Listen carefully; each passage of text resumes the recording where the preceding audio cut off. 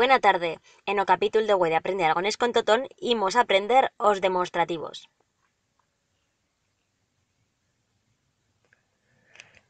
Os castellanos esta, esa y aquella se corresponden con los aragoneses ista, ixa y aquella, pero ixa ye mucho más amplo. Por ejemplo, con iste ye o lupo que te deciba. En castellano, este es el lobo que te decía. Ise ye o mío can. Ese es mi perro. Aquel, que ye poco común en aragonés, aquel lampíu mi sorronta. Aquel relámpago me da miedo. Ista ye esta. Esta abella me fizó. Esta abeja me picó. Ixa ye esa. Ixa pilota ye de tenis. Esa pelota es de tenis.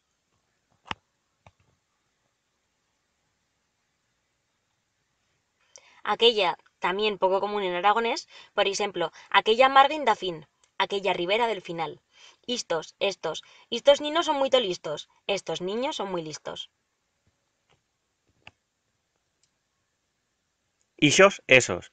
Ixos guites son pispotés. Esos patos son graciosos. Aquels, que no llegó aire común, aquellos. Aquellos mons son nevaus. Aquellos montes están nevados. Estas zagalas son de mi lugar. Estas chicas son de mi pueblo. Esas mesachas son ristoleras. Esas chicas son muy alegres.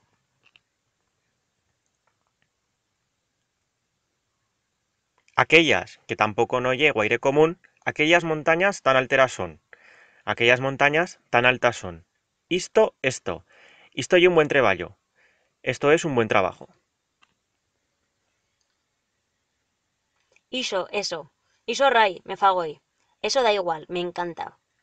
Aquello, poco común, aquello es una fricasera. Aquello fue un desastre.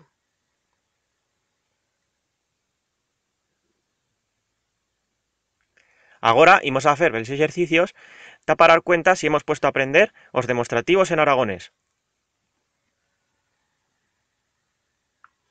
Traduzca al aragonés estas frases. Estos chicos son muy campechanos. Esas orejas estaban muy frías. Hemos ido a aquellos ríos de lejos. Da igual si comemos más o menos. Felo en 10 segundos, si no atura o vídeo, pero felo bien, o si no, o koala te xorrontará.